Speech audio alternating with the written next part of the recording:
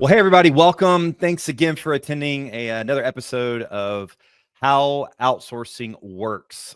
Take you into the world of automating and delegating and the whole world of small to medium business. We've had a chance to support and service here at Outsource Access. We grew to 500 people in the Philippines in 4.5 years, about 85 different industries, and absolutely love what we do, bringing talented Filipinos with our small to medium businesses and just redefining how they scale. And we're at a place now where people are beyond sort of the top of the funnel. Like everybody knows that offshore and outsourcing and affordable talent exists. But the next question really is, but how does it actually work, right? What can they actually do? What can they, do in my business? What about the concerns that I have? How will it integrate with my existing staff? All those questions. So in this series, we love to kind of just take you right inside of an actual business that's using staff, and so they can share exact examples of what that world's been like from them to help maybe connect those dots. So I got Jason on today from Greenlight Cyber. I had a chance to work with him for the last couple of years. Great guy, amazing business. And so we're going to jump in and kind of learn more about his business and exactly the way they've integrated and used offshore staff, particularly from a cyber standpoint, right? When a lot of people have security and things in mind as it relates to this. So we'll get underway and kick off here. So Jason, thanks for being with me. I appreciate it, man. Yeah, thanks for having me. So as you know, we like to kick off first, right, with a tool, right? So everybody can listen to this and they can hear like of a tool or a resource that maybe they've never heard of before that they can kind of use in their business or in life. Last episode, I shared Simply Sing. It's like this amazing app that my daughter's trying to like get better at singing, and it's like an AI deal that like helps you actually sing better. So, but I'll turn it over to Jason, and I think he's got one particularly relevant with his world coming from cyber that he wants to share with everybody. So, what's the tool you got for us, Jason? Yeah, thanks. Yeah, definitely a lot of tools out there in cyber. It's pretty crazy. And one of the challenges is, in fact, that you have all these point solutions to try to protect different aspects of your technology. But every once in a while, you run into one that does a lot, and it's not so much just this piecemeal Swiss Army knife. This is a single core solution that changes how a company accesses their systems. And the product is called Island Enterprise Browser. And Island is in, I think, 8 out of the 10 largest banks in the world, and 7 out of the 10 largest travel companies in the world. So I mean, they're doing really well in the enterprise space, but now they're available through managed service providers like my company, Greenlight. And so we're able to deliver that into the small and mid-sized business market in a way where it's affordable, very affordable. In fact, you'll end up lowering your total cost of ownership of IT. But most importantly, you be able to deliver secure access to your team, which I think is so relevant here in talking about outsourcing. Sure. Just given the fact that here we have folks that may not even have computers that we manage, right? So how do we make sure that they're safe? And Island is just phenomenal for that. Thanks for sharing. It's an innovative browser-based cyber product that a lot of people have never kind of heard of before. And I know our staff actually kind of have it installed and working with Jason and his team, which we'll talk about. So yeah, check that out and exploring that as an alternative or add to the additional cyber kind of toolkit that you're using internally and certainly through Jason and his team. Tool I'm going to share today, a completely different topic, is on kind of managing your entire like personal relationship like Rolodex, right? So all of us have got tons of relationships in our life, right? And especially like Jason and I start getting, into the back half and you've got all this relationship equity, but a lot of times, right, they're in your cell phone, they're in your LinkedIn, they're in your email, right? And it's like, trying to keep track of all these people that and so there's a tool called Clay. Clay.earth is actually what the domain is. And there's another one called Dex, but I use Clay. And basically what it does is it will then sync. It'll pull all the contacts in from your cell phone, from your LinkedIn profile, even from your Facebook if you want, and from like from your email. And it'll basically aggregate, fill in all the gaps. And so basically you have full access to your entire like personal relationship database. And it actually has an LLM built into it that you can search your entire database. So I'm in EO and an organizational YPO, and I was on a big needs and leads the other day, and somebody was like, hey, I need somebody that is in the top C-suite of this company. And so I went into my Clay and searched, and sure enough, actually I had somebody in my network that I had no idea associated with it. So for those of you that are connectors or like to leverage your relationships and so forth, amazing tool, brings it all together. And once it syncs, it'll show you the entire history of when you first met that person. It'll fill in the gaps with their LinkedIn profiles if it's not there. So anyway, check that one out, clay.earth. And the other one is called Dex, DEX. The URL is GetDex. Very similar ones, the only two I've seen. But it's basically a personal kind of CRM that you can kind of use and manage your relationships. So those are cool two tools you can kind of dig into, Island and Clay. And then as far as background here, and I'll just let Jason, you guys know the company, but Jason kind of just give a brief real quick of what Greenlight Cyber, your kind of little preview of the company and what you guys do. Yeah. We have a real passion for helping small businesses, small into mid-size. And really it comes down to the fact that, you've got a lot of IT professionals out there, MSPs and consultants and even internal IT. And they didn't really necessarily have to skill up into cyber until very recently. That's become much more of an issue for smaller businesses. And now I think everyone is starting to really realize just how big a deal that is. And they don't always know where to turn, or sometimes they're depending on their existing IT folks to advise. And so they might be getting a lot of advice and a lot of suggestions from IT, and that's probably a good sign that they're staying on top of it. If they're not getting that kind of advice, if they're not getting recommendations, chances are the IT folks are probably not up to speed on cyber risk. And ultimately, this is a risk that business owners and business leaders own. This is a business risk. You can't defer to cyber completely or to IT completely, because at the end of the day, if something happens, this becomes a business challenge, major business impact. And in some cases, it could be total business devastation. So that affects not only your company, but your livelihood and the livelihoods of those stakeholders involved. So what we do is we work with IT companies, work with IT departments. We work directly with small business leadership to bring cybersecurity solutions like Island and many others to them in a way where not only are they getting what they need to be safe online, but they're getting a partner that helps them understand the risk and helps them manage that risk, aligning to their business goals and really making sure that it's the right fit. We don't have any prepackaged solutions. Every client is unique, and so therefore every service for each client is unique. Awesome. Well, thanks for covering it, Jason. I'm going to pull up kind of the website. You can see from their website, right? Very, very comprehensive and exhaustive nature of kind of what they do. So I encourage you guys can check out greenlightcyber.com and kind of dig in and explore it from a number of different perspectives. And I know he's got some he'll share too. I believe these guys, they offer like a free audit that he'll kind of share how to connect off their website when we kind of on the back half of our time here together. But very, very intentional, consultative approach, and great to just provide additional resources as well. I know Jason, when we were looking at getting new cyber insurance, he connected me and we ended up using the agent that he kind of shared with a company called Full Steam, giving him a shout out with Tyler Crawford over there, our agent. So, I appreciate very much in my business as well, companies that are very education driven. And that's, look, if you give and you educate and you add value, right, it tends to come back, your way. And so I appreciate you guys are very education first focused and everything that you do. I actually connected you, I think, to one of my YPO members. He was dealing with a crazy situation and you kind of help advised him and support. So appreciate the mentality and hopefully some folks will get a chance to check you guys out and explore it further. And as everybody knows with our business, right, we had a chance to grow pretty rapidly and really committed to the small to medium business space and supporting 85 plus industries, and we're doing all things for businesses, marketing, operations, customer service, and sales. And so, Jason, we had a chance to work with, him and his team for several years, and has had 3 to 4 people with us, over that time. And so, this is the part we like to have our guests just share, specifically, some specific ways that they've been kind of integrating and using, offshore staff in their business, and particularly those that have concerns about, security and so forth. Here we have a cyber firm actually using offshore that can kind of speak to that piece.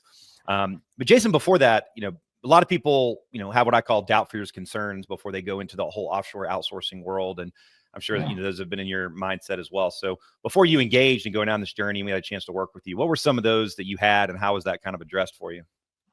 Oh yeah, absolutely. I mean, it took me a while to make that leap, into the outsourcing. And it's funny, you say outsourcing. We've been doing it for a few years, and it just doesn't feel like we're outsourcing at all. Because these are people, these are like our teammates. Like, yeah, I guess they're technically outsourced, but they're so involved with our team, you would not even know, like we don't feel that way at all. So it's funny because I haven't even really given it that thought in a long time. But when we were first starting out, yeah, I mean, I was really hesitant. And I think I was actually really opposed to it for a while. Just, I don't know, out of principle, like I'm not going to outsource. We're going to have our own employees and they're going to be here. What I learned was I can't get all the right talent here in Southern California. There are really smart people all around the world. And so once you accept that, okay, not everyone's going to be here in my office, I'm going to have folks remote. Well, then what does it matter if they're 100 miles away or 1,000 miles away or 5,000 miles away, right? Like it doesn't matter at all, especially with the internet that we have now. Maybe 10 years ago it would have been harder, but now we can all get on these video calls and it's all the same. And it just opened up so much opportunity for us because there are really smart, really talented people all over the place, and Outsourced Access really has done an incredible job of not just finding that talent, but I would say really building that talent. I mean, that's one of the things that stands out is, we don't just get a resource and we're off on our own. Like, you guys do a great job of not only onboarding, but providing tons of resources to our teammates that goes above and beyond what we do to enable them. And anytime I need them skilled up on anything, I know we don't have to do all that ourselves. So not only are we saving a lot of money getting really good talent, but we actually have the team at Outsourced Access behind the scenes as an extension of our team when it comes to different types of development that we want to do for our teammates that are offshore. So we're actually getting more value out of that relationship than we do if we just directly employ someone. And the savings to the bottom line is not insignificant. It's a big deal, and it's allowed us to basically it's enabled our growth. We couldn't have done it had we stayed onshore. There's no way. Well, I appreciate the sharing and around the detail, because the nuance of kind of the model, and look, and part of the, the education here for people that are listening is like, look, it's like whatever path you go down, if you're going down this direction, it's like, these are the questions you want to ask though, with companies that you go to work with. And there's a lot of great firms like ours that are out there, but just making sure, like, how do they support people? How do they recruit people? Are they fully incorporated in those countries? Are they hiring these people as employees, right? Or are they hiring as contractors? A lot of companies like have a really good front end, but at the end of the day, they just hire people as contractors, which means they have no pull from a, employment standpoint of people, pursuing this for a long-term type of path, right? But then making sure the infrastructure, the training is there, and turnover, right? I mean, Jason even had, there was one recently that they had to transition. She had a major, personal life event, but right there, we've had all the playbooks, everything was documented. And so the recruitment team was immediately on it to be able to kind of replace and provide that, redundancy. So it's trying to be a partner in that journey. Yeah. I mean, look, if I've had my business for 15 years, I've lost employees over the years for various reasons. And yeah, she did have to depart, and that was sad, and we definitely miss her. But if that were a direct employee, we'd have to go and recruit and have a ton of cost and a lot of impact. What ended up happening is Outsourced Access had provided us like this temporary resource when she was having to take some time off. and that temporary resource was really good at doing this. And so we just transitioned that resource in. And so it's like a full service model. But you also mentioned, Brad, there are a lot, there's no joke, there's a lot of companies out there now that are outsourcing. We've met with plenty, we've looked at others. I can truly say, like, Outsource Access does so much more than most of those companies out there. Most of them are just putting job ads out and then brokering the person.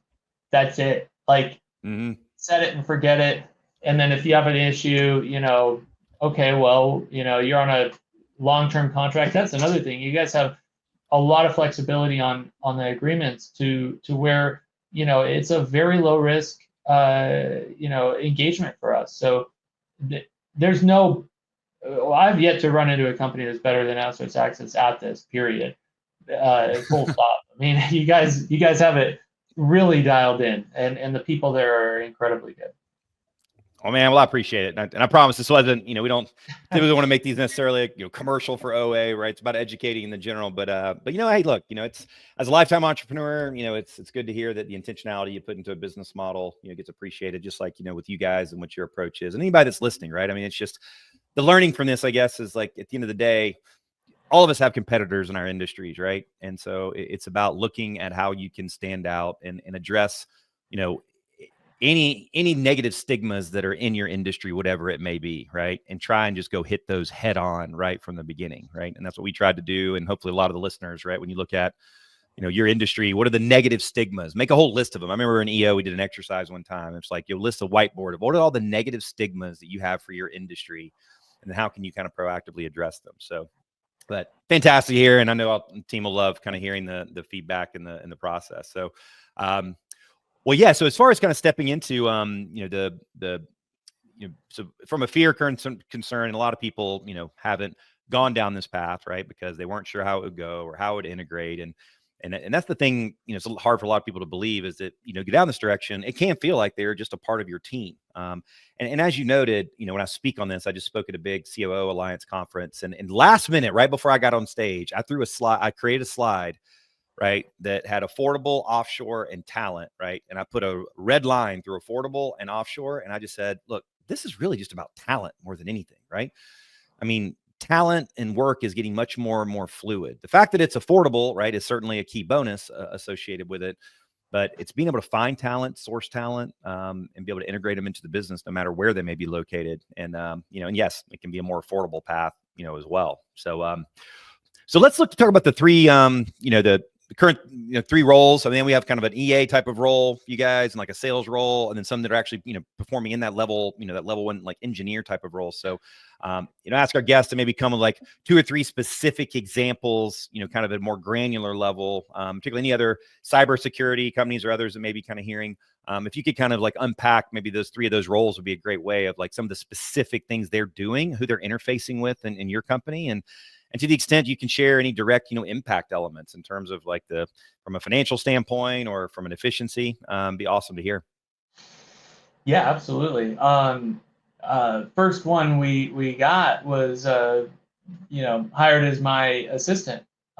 He's phenomenal. And we brought him in a few years ago, and he started as an assistant, helping me with my calendar, my emails, and all of that, booking travel, everything. Fast forward to where we are now, I would say he's almost like a business manager, office manager, or something. I don't know how to describe it, but he's not my assistant anymore. He does all that too, but that's like minimal compared to the value he brings to the team. So now he's running our team meetings. He's tracking all the KPIs that we track. We practice EOS here. He helped us. Same here. Yeah, and so he runs our level 10 meetings. He tracks all the issues and rocks and everything through there.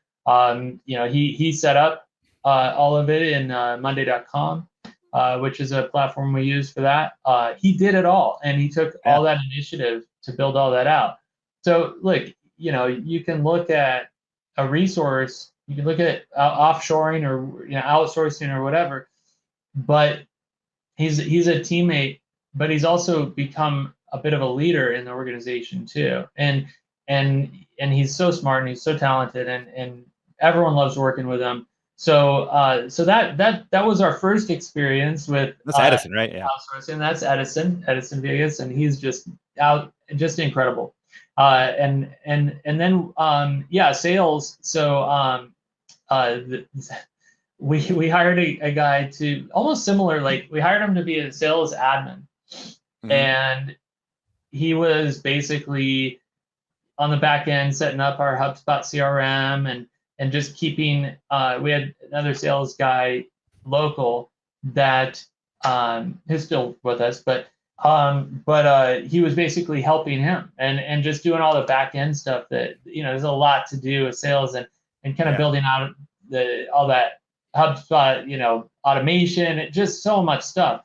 Now, not only because you can automate a lot with HubSpot, so at this point, he's got that pretty much dialed in. But now he's actually a salesperson, and he's getting us new clients on a regular basis. I think every week or so we have a new client, and it's because of him. So he's phenomenal. Everyone loves working with him. He's been truly outstanding. And then on the engineer side, and just like you expand on that, that's it's an interesting category that kept evolving for us, and is that a lot of companies, it's what we've ended up kind of calling sales acceleration, right? Because you have a lot of companies that have sales reps and sales teams, but at the end of the day, it's about getting everybody to their highest and best use. And a lot of those sales reps, those high performing folks, right? They're wanting to be in front of customers, closing deals, and that's ultimately where you want them, right? Not necessarily dealing with the CRM and doing updating and doing RFPs, or going and connecting on LinkedIn. And there's a lot of things that can come off of their plate, but then for a lot of sales teams, there's things that they're just not getting to because there's not enough time. And so we end up finding it's a whole category now we do with about 40 or 50 different functions called sales acceleration. And so it sounds like that's kind of the role he was able to step into, is kind of really accelerate, and kind of it's sort of a 1 + 1 = 4 when you can compare someone with a sales team, and then they can actually start bringing in opportunities as well. And he's got, as far as you guys are using, what's the CRM, the main, you use monday.com for your workflow project management? HubSpot for CRM. HubSpot, right? Yeah, and we use HubSpot as well. And it's I always talk about HubSpot. I feel like it's getting more and more complicated each day in terms of with the new things. Like HubSpot used to be like what Salesforce was, very user friendly back in the day, but then now as it gets more and more enterprise, every time I log in, I feel like the font gets smaller and smaller. They have to fit more in that screen. Yeah, because they're trying to service enterprise level opportunities. And it's funny, in our whole space, that's actually a whole niche that we are providing just full execution teams for software, because companies just aren't able to get to all of its capabilities, being able to use all the functionality. So and very cool. You guys have a HubSpot expert that we were able to help. He was able to come in and help us when we implemented HubSpot, because we got the implementation service from HubSpot, which, I mean, we got on those calls with the HubSpot guy, and he'd get on the call, and we'd never used HubSpot before. And he's like, okay, what do you guys want to do? And we're like, we don't know. Like, can you tell us, can we tell you what we're trying to accomplish? And he's like, well, I mean, if you don't tell me what exactly you want to do, we can just reschedule the call until you know. Like, it went nowhere. And then so learned that you guys had the HubSpot professional there. And he was able to come in and actually get a lot working with us, and get Sam, our sales guy, the sales admin at the time, to really enable him to become kind of that champion for HubSpot here.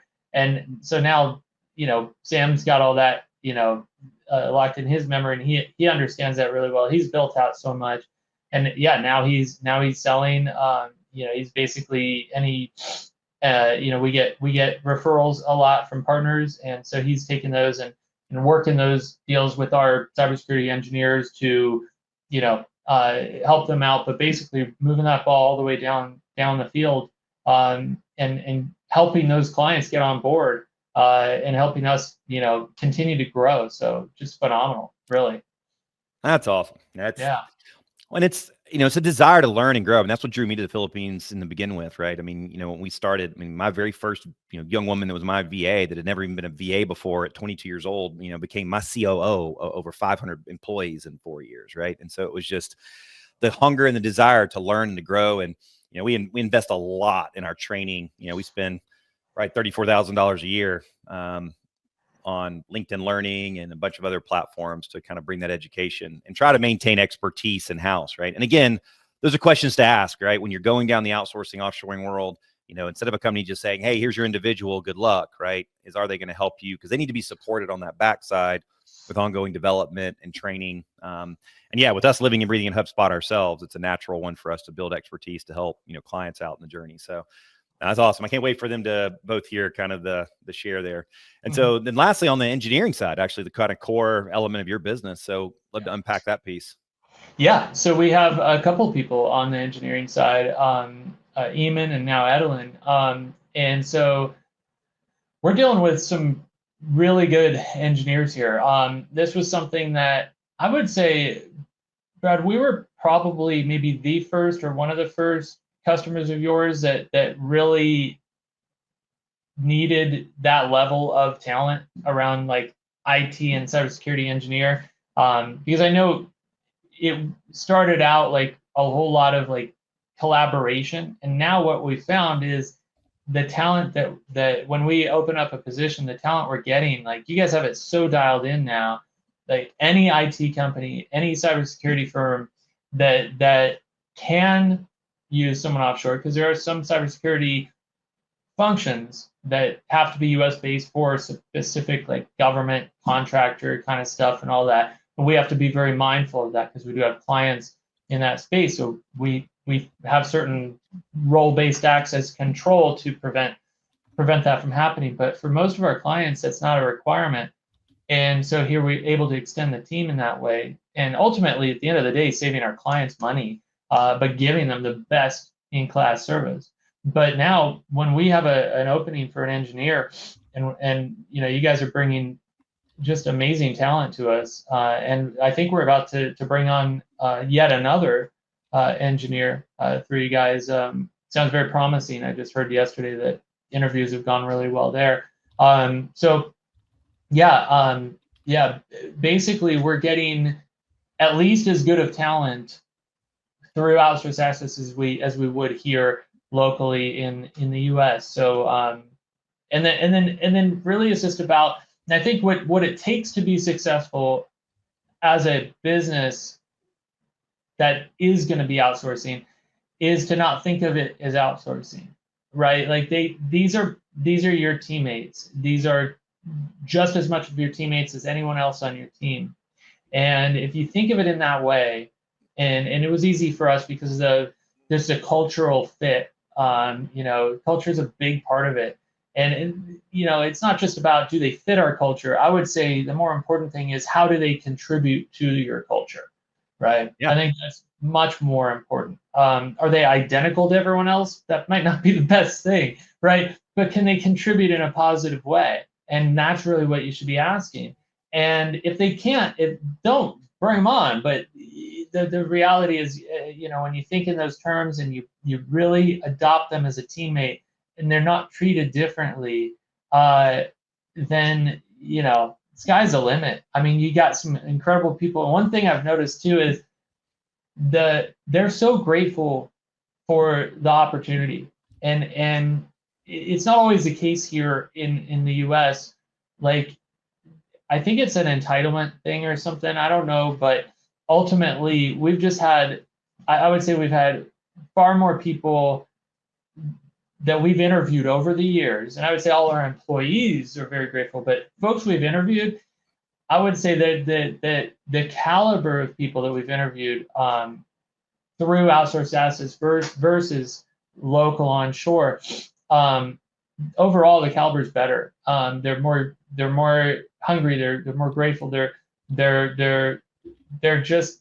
don't have that sense of entitlement that seems to be coming up. I don't know. To me, it seems to be coming up more and more, but just my own perception. No, I mean, as I shared, earlier, the hunger and desire to learn and to grow and, want to be a part, of something. I mean, I'm glad you mentioned the culture, piece, because that's such a critical part, for us. And that's what motivated me from my first experience with a few staff in the Philippines. When I had a whole nother company, I started using some, individuals and decided to build a whole business around this because of the people, the culture, and just seeing the opportunity it can have on the impact of their lives, and also on the business side. And ironically enough, a lot of people think, oh, you're about shipping jobs overseas and so forth. Well, the thing is, ultimately, we've had the vast majority of our business it's been augmenting people's existing teams. But then, therefore, it creates an opportunity for them to create more jobs, in the U.S. Because they're growing their business, right, and making an impact. So it ends up being a net gain, a lot of times. And culturally, as you said, I got a chance to speak at the United Nations headquarters back kind of right when I was starting Outsource Access as a part of EEO, and learned about the Sustainable Development Goals with the UN, and really decided to bring that into our business and said, because most human beings at the end of the day, aside from compensation and, benefits and all that, they just want to know that they're recognized and they want to be a part of something bigger than themselves. And, that's, even while we're doing live chat on here, I took a screenshot and I sent a personal message over to Sam. And Sam and I actually did a personal, I don't know if did he share with you, he and I did a whole interview when I was over in the Philippines, my last trip in October. Cool.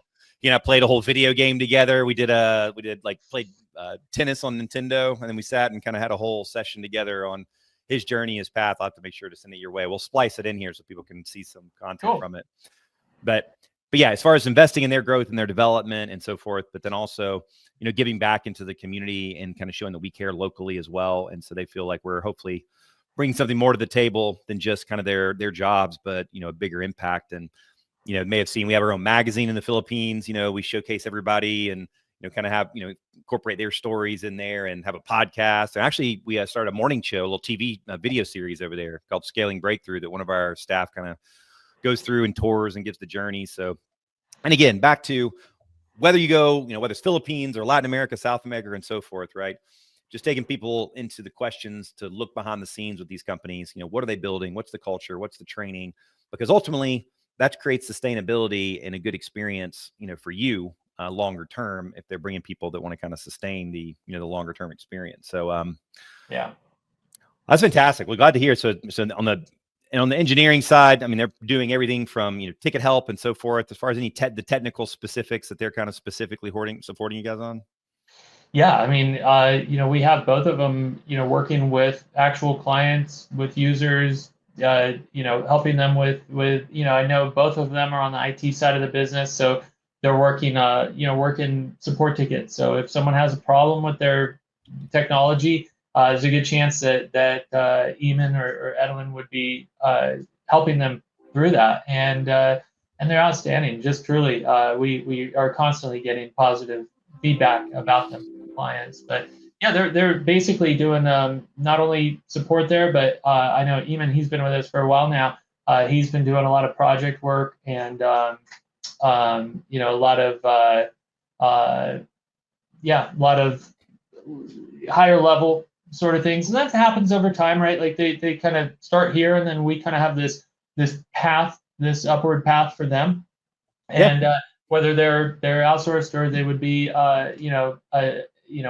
onshore or whatever, it would be the same path, and so we get great talent, and they get to be indoctrinated into the culture here and that the program here. And then we have great people on our team here that good leadership and everything that really takes culture very seriously and works with them very closely. So it's a really good fit, and ultimately, I just couldn't be happier with decisions we've made around this and getting the folks that we have.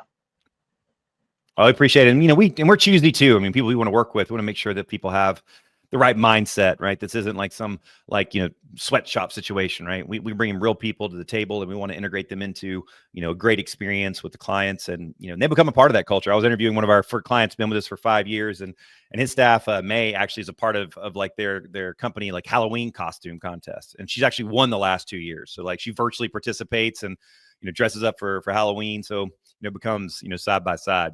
And, actually, while we're sharing this, so this is actually my when I was with Edwin, when I was over last trip. I've just seen this video, cool. but this is he and I, we kicked off, and we did a little bit of Wii. We played some.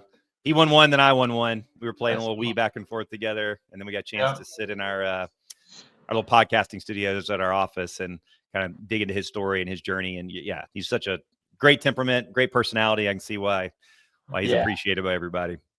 Yeah, Ed's the best. He's so great to work with, and I work very, very closely with him every day, and it's a real pleasure. He really is outstanding. What a great first person we got from Outsourced Access too. We got lucky maybe, but yeah, he's pretty remarkable. Well, thanks so much for sharing the arc of the journey you guys have had, and I mean, you've really just nailed a lot of the things. Again, point being to bring the viewers here, because I've helped 4 colleagues of mine launch their own offshoring company in the Philippines that compete with me. I've got a very abundance mentality. And so my goal is, helping people understand this path, and no matter what journey you go down, and I appreciate the positive comments about us. And we're trying to set a positive standard and really just get the mindset, because this is life and game changing for small to medium businesses that can embrace this and understand it. Right. I mean, it's not the perception people have, and it can augment your existing teams, whether it's your sales reps, your sales team, and let them. And the interesting thing is the culture lift that can happen at companies, right? Because now they get to focus on a lot of the things that are their highest and best use of time, right? And they're supported by a team that can, do things that they're, best at. But then also, like you said, and that's, our tagline is redefine how you scale, is that, when I speak on this, I have this slide, and it's kind of these stair steps, right? And these stair steps are capital expenditures, right? And these are people and cost to be able to grow. And revenue, unfortunately, kind of goes like this. And it's the pinches that happen between those stair steps and that revenue, this cash flow, that's breathing room for guys like us, small to medium business owners. And, and this creates a path of some slightly lower stair steps. That's right. That honestly, you probably wouldn't have even hired locally for, right? You just would have had your existing engineers wear more and more hats, and then they're wearing more and more hours until you had the revenue. It kind of creates a release valve to step into earlier than you kind of, anticipated. So that was awesome. Thanks for sharing the 3 different roles and journey, and seeing the impact and ultimately the ripple effect that you're able to have on more companies and protecting them from cyber attacks and so forth. I mean, the kind of continues the ripple effect forward. So, well, we'll conclude out here, everybody. Thanks so much for listening to this latest episode here. And, as you heard, Jason and his team provided just a really great, approach on cyber, and very consultative educational approach. And so, Jason, I think you said they kind of go visit the website, greenlightcyber.com. They can go click on contact and get a kind of a complimentary, just like a security audit. How do you guys describe that they could capture? Yeah, exactly. Like, I mean, the reality is, most business owners don't really know where to begin or how far they go. And, we approach it differently. And the way we do it is we focus on understanding the business, understanding what's important to the business. We don't just prescribe solutions, based off of the technology. It really comes down to a partnership. And the best way to start is, we have some different assessment plans, including a free one that is a great way to get started, great way to get the conversation started. And yeah, just go to greenlightcyber.com and hit contact us. Fill out the little form, and you'll be on your way. It's guarantee it would be worthwhile. Yeah, encourage everybody to take advantage of it, and even if you don't go down the path, then I mean the value you'll get from going through that audit, and just his team get a ton of insight, and and great additional vendors. I mean, like, they shared with me the firm I ended up using for all our cybersecurity that did a phenomenal job, very specialized in our space. So we'll appreciate you sharing that. And for everybody, else that's listening, if you're kind of curious about the whole world of outsourcing and offshoring and going down this journey, you can go always visit us at outsourceaccess.com. Got more videos, what to do with on there, kind of taking you behind the scenes and the journey, tons of interviews we've done with, with Edwin and tons of other of our staff and kind of a tour of our office. And if you want to shoot an email to tools@outsourceaccess.com and put Greenlight in the subject line, so we know it kind of came from this episode, we'll send you a bunch of great resources to get around this journey. And one of our favorite resources is what we call our 2-question exercise. That really helps people kind of figure out what could they even possibly, outsource. Where do they identify their, their constraint points? And so there's a little video, we kind of explain it, but it's a whole little, template that we'll send to you. But 2 simple questions that you can send to your team, your staff, that will surprise you. They'll help you unpack a ton of constraint points that even if you never outsource a thing, you'll get tons and tons of value, as we've heard tons of times. So send an email, tools@outsourceaccess.com, and put Greenlight and then the subject line, and happy to send that your way, or visit us at our website.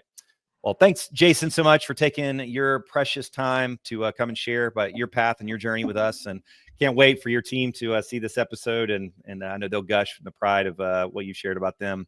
That's one of the things that gives me some of the best joy, is sending welcome messages to our frontline VAs that come on board and ask about their families and their journeys and their path, and sharing these, because they certainly appreciate back to just knowing that they're recognized and making an impact, that you're having for their clients. So we'll appreciate it, man. Thanks so much for being on. Thank you. Thanks for having me. Thanks everybody for listening. Take care, everybody. Bye-bye.